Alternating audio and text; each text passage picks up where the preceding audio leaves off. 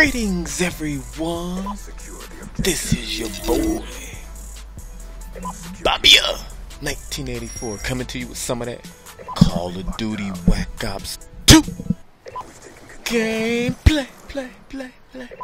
I thank everyone for coming on back and joining me on my journey as I continue to push forward to be the most dominant scrub at Call of Duty Whack Ops 2 ever. As you can see, we're playing I guess one of the newer maps. This is Berlin. No, not Berlin. Frost. Frost from the latest, was it the Apocalypse DLC drop? And we're playing, what is this, hardcore domination. So let's get it going. But I kind of had a few things I wanted to talk about, but I think I'm going to stick to maybe one and just mention the other two to three. So first things first, gotta send a shout out to my main man Peyton Manning for throwing 7 TD passes against the Baltimore Ravens. Gotta send a shout out to Colin Kaepernick and Anquan Bolton for that ridiculous chemistry that they have. That's just nasty. And shout out to just football, and shout out to the NFL, and shout out to college football, man. But I really didn't get a chance to really watch too many college or football games this weekend. I mean, I had a real busy weekend. On Sunday we celebrated my little man's second birthday. His birthday actually fell on Monday, but we went to Fairyland, had us a real good time. Family showed up. He had a ball running around and doing his thing. But on Saturday, I went to a wedding, and I think I want to talk about the wedding because there's a lot of funny things, a lot of funny moments that I enjoyed. So my boy B Miggs, aka Brian Miggles, a former IGN employee, and now I guess he's my bad Brian if I messed this up, but I think he's the community manager for Sledgehammer, or the coordinating manager, something like that. But I know he's one of those. And if you don't know Sledgehammer is some of the folks that's helping work on the multiplayer. Hopefully I'm getting that right too, but the multiplayer for Call of Duty Ghosts. And I think they did a little bit on did they work on, I want to say they worked on Modern Warfare Rage Quit 3, but I'm not 100% sure. But shout out to Sledgehammer and all those folks too. My bad, Migs, if I messed your company up. But yeah, B Miggs got married on Saturday. It was a great ceremony. I'm actually happy that he invited my wife and I, because I actually told him. We've been talking about his wedding for a couple of months, and he was telling us about it when we were playing Call of Duty, how he's planning it and this and that. And I told him, hey, if I don't get an invitation to the wedding, it's going to be a real serious problem with our friendship. And I was just messing around. I mean, because I know when I went through my going through the whole process of preparing for my wedding, I knew, man, everybody wasn't getting invited, and you just gonna have to make some hard cuts. It's gonna be like getting ready for the season. You had to get that roster down to 53 players. So I know how it would have. I wouldn't have been mad if I didn't get a chance to come, but he sent me an invitation. I was happy for it. I had to beg for it, but I'm happy you got a chance to go. And man, things didn't start off too right though. I mean, Saturday morning I woke up, I shaved, I got nice, so fresh and so clean. I wanted to look decent at the wedding.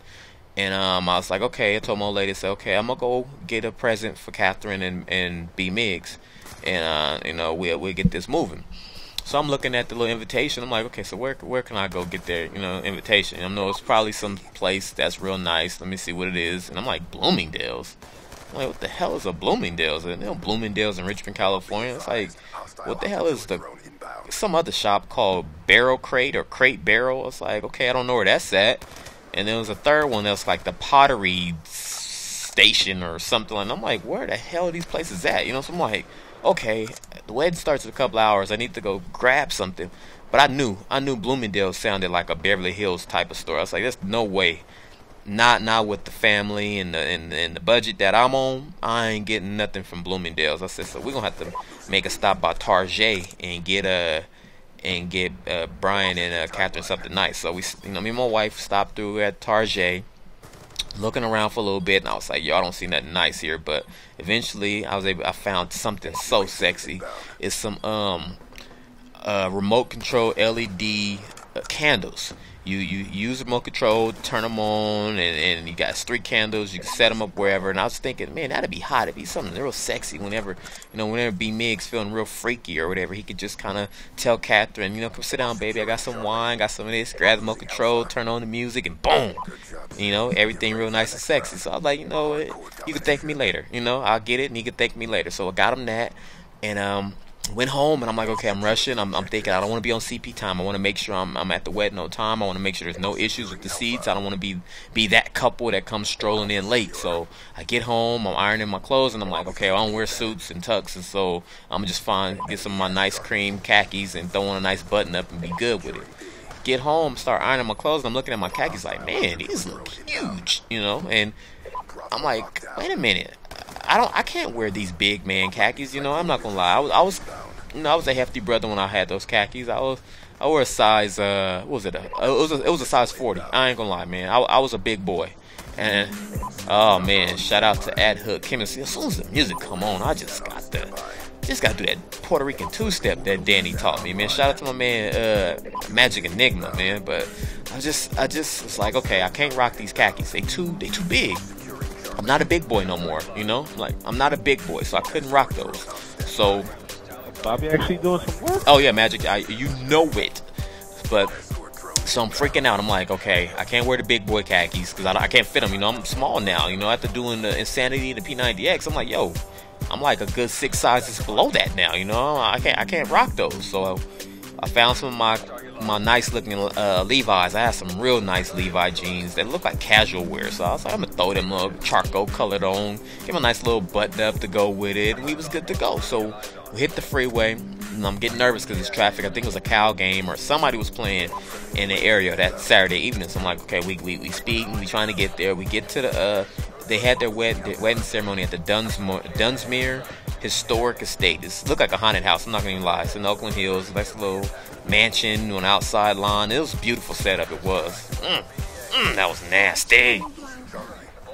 But we got there, and I was able to meet, got there real early. I actually got there about an hour before it started. So we got there, I got to mingle a little bit, because I'm a loner now. I have issue with it. I'm kind of socially awkward. I'm not really socially awkward, but just a little bit. I don't really like approaching people and like introducing myself. But my wife was there with me, so it's a lot easier. So I got to meet Catherine's mom and a couple of the cousins and the aunts and things like that. Real cool people. And so I looked around, and there was a sign that said, don't pick, something like, don't pick a side. We all family here. Basically, it was just saying you can sit wherever you want. So I always know when I go to funerals, I always make sure that the first 4 rows is for family and like real close loved ones, and not loved ones but spouses and stuff like that. So I was like, okay, we ain't sitting in the front. We ain't sitting in the front 4 rows. We gotta sit in the 5th row. Get some good seats so I can see B Migs and see Catherine doing a thing. I want to be able to see and have a good seat. So we sitting there. People start showing up, and I was surprised because the actual ceremony was supposed to start at 5, but we didn't get going until about 5:30, 5:45. I guess some of the buses that B Migs had rented was running a little late in traffic, so they was actually on CP time, not us. So finally people start showing up, and one of the aunts, I think she said she was an aunt, she got mad because there wasn't all the front seats in the front were taken, and she was like, oh, the aunts and the uncles should have first seats. We should be able to sit in these early, in the front row. Damn. Terrible spawn, Ox. I mean, that's just how this game is made. Terrible spawn. I would have been pissed. So the aunt, she going, we should be able to sit wherever in the front, blah, blah, blah. So she kind of looked at me and my old lady, and I'm just thinking, oh, man, she going to ask us to get up? I was like, come on. So I'm thinking, I know B Migs. Me and B Migs used to work together, man. And I'm about to hit her with that move if she says something. But what she ended up doing is she started grabbing some of the seats from behind us and making the extra rows. And I'm like, wow, that looks kind of tacky. That's what I'm thinking in my head. I'm like, that's tacky. I'd be pissed if somebody start doing that. So she started, start taking seats and making extra rows and extending the rows and stuff. And out of nowhere, you hear someone go, "What happened to my chair? I had my wallet here." And I'm just like, oh, she just stole baby girl chair. She like, who does that? And I'm just like, wow. And then the lady, she didn't say anything. She kind of just looked in our area, and I just knew. I'm like, wow. So she not gonna say she took the chair? Like, is she really gonna just sit there like she didn't steal that lady's chair? I mean, you could tell she's one of the outspoken aunts too. I could tell she just looked like one of them aunts that was like, what she says goes. And I was just like, well, I'm not gonna snitch, because in my neighborhood, snitches get stitches. So I'm like, I don't know the rules with B. Miggs and Catherine, what their family go by, but I'm not speaking up. So I said, I ain't saying nothing. So I let that go, and I started thinking to myself as I'm watching more and more people show up. I'm starting to go, man, I don't know nobody here. I'm looking like one of a few people that's different, because I know like some people say, when I read the comments, when I bring up some race stuff, they don't like when I say Caucasian or African American. So I'm not going to say any of that. I'm just going to say I look different. And I told B Mix this. So I said, yo, man, B Mix, man, where are your other friends at, man? What's going on with this? But, I was just messing around. I was just playing. So finally, I started seeing some other coworkers from IGN start showing up, and I started getting excited. My old lady was like, wow, they like the strike force. I mean, everybody got on their nice fly shades, and she told me they tight-ass suits, and everybody looking nice. She said, man, baby, you need to get you some of those nice shades that everybody wearing. Everybody look important and cool, and those tight ass. I'm not wearing a tight ass suits though. You can keep that. I ain't doing that. I'll rock the shades, but I ain't wearing them tight ass suits. So I was like, okay, that's cool. Seeing my folks. Wedding ceremony was beautiful. Everything was beautiful. B Miggs, Catherine exchanged the vows, and it was wonderful. We went to the reception, and first, before we went to the reception, we took a tour of the haunted house. We took a tour of the house, and it was freaky. It was one of the ones you see on the movies where you got all the pictures of all the people from like 1924, and black and white pictures, and the house and the bedrooms all look creepy. It's freaking me out. So when we finally got to our reception table, we was on table 8. Table 8 for the outcast, the irrelevant people, I say. I mean, all the kind of people that got mushed together and had, it's cool. I'm not mad at that being irrelevant. It's just he squeezed us in somewhere, and it's funny because my wife and I know, Ox, man, they just lined up perfectly. Oh, it didn't matter now. But he squeezed us in somewhere, and my wife and I were talking about the house and how it creeped us out and how it just looked like it's haunted. And another person that was sitting at the table was like, oh, well, I think she said that Catherine's great-grandfather was like the previous owner of the house and this and that. And I'm like, oh, so they related to them people? I said, oh, that's creepy. I was like, I was just messing around though. But the place, I wouldn't sleep in the living room for one night for what, $50,000. You couldn't force me to stay in that creepy-ass house or mansion. But again, everything was good. We sat down. They introduced the wedding party, and it was one of my favorite parts of the whole thing was when Catherine and B Miggs came down. They did their first dance, and they did their first dance to Al Green's "Let's Stay Together." I am so in love with you. Whatever you wanna do. Oh, don't get me started. But that song means so much to me because growing up, I've heard that song over and over and over. My grandmother said that was her and my grandfather's song. Let's Stay Together, and we, because she lived in Santa Barbara. They lived in Santa Barbara, so whenever she would come drive and pick me up and take me out there, the whole car ride we'd be listening to that Al Green song over and over. I mean, I love the song too. So just watching them do their first dance to that song was special for them, but for me it just had me thinking back to my my grandmother and my grandfather, and it was just beautiful. And I mean, B Miggs, I think he should have did a little bit more rehearsal for his first dance and all his other dances, because B Miggs got 2 left feet. I mean, love my man, but he has no rhythm whatsoever, none. But shout out to B Miggs, man, for picking that song, or Catherine, whoever picked the song. But good food. They had good food there. Everything was beautiful. They did the speeches. What am I missing? So check this out. So after we ate and they did everything, everybody started dancing, right? And the first song they played for everybody to dance was "Stand By Me." I hope everybody know that song. I don't feel like singing that one. I like it, but I don't feel like singing it. They played that. And then they played, what was the next song they played? Come on, Bobby, think. They played, what's the song? Robin Thicke and Miley Cyrus and T.I. The Blurred Lines. They played that song next, right? So then that song came on. Everybody was on the dance floor. It was like a bunch of zombies just moving around and dancing super fast and super slow. It was. Bobbya actually doing some work. Yeah, I'm trying, bro. I'm trying. It was crazy. That song came on. But then the very next song that came on was Montel Jordan's "This Is How We Do It," and everybody on the dance floor literally stopped dancing and walked back to their seats. It was just like, what is this? Like it's like they had no idea what that song was. I was cracking up, but it was funny because you watch some of those folks dancing, and boy, it was like watching a bunch of Elaines from Seinfeld. You know that episode when Elaine's dancing for the first time? You know that episode, right? She's dancing and she's just all off rhythm and she looks stupid. Well, not stupid, but she just looks ridiculous.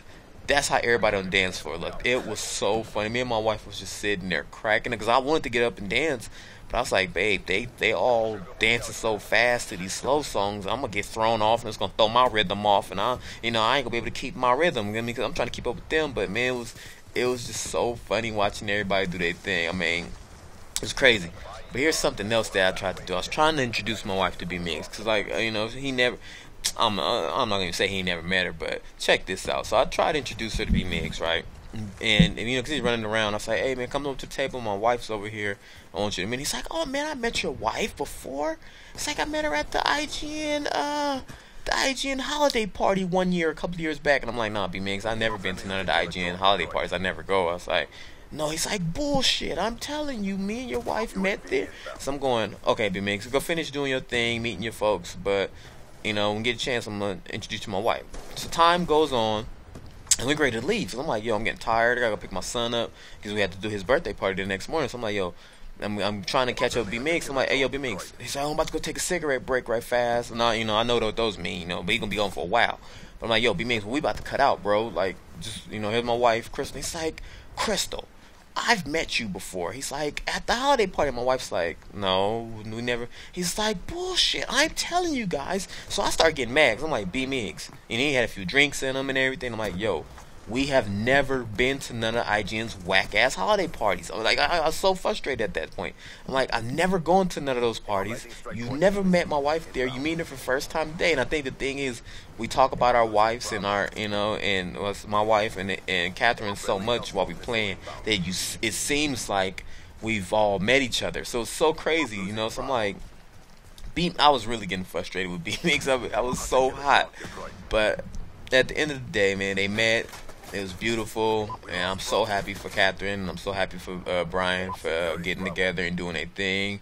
They got a wonderful family. I had a great time just finally going to a wedding and not having to be a part of it, but just sit back and then just observe all the people. I mean, I love the outspoken aunt that stole the lady's chair. I love watching all the folks do their super dance. I don't know what type of dances they were doing, but they were dancing too damn fast to them slow songs. But just watching them do that, I just had a great time. And everyone else had a great time. I know this game's starting to wind down. See, 160 to 153. Chris and I have been getting stumped this whole time. God, I just got to snap out of that. But yeah, it was a great wedding, but gosh, Chris and I have been getting stumped, man. What is it looking like, man? Because we 163 to 159 with 35 seconds left to go. Look like, I don't know if we're going to pull him. See, 164 to 161. Chris is in there. I'm doing something real stupid. I don't know why I keep running out. I should just stay in there and help him out, but I don't know what's going on. Oh, I'm so, let me see, that music coming on, so that means the game about to end. But hopefully you guys enjoyed this commentary. Leave me your comments in the comment section about whatever. We talk about football, college football. We talk about B-Mig's wedding. Man, Chris and I, we came, we struggled, and man, we won. We gotta get out of here, man. Chris, everybody, we go.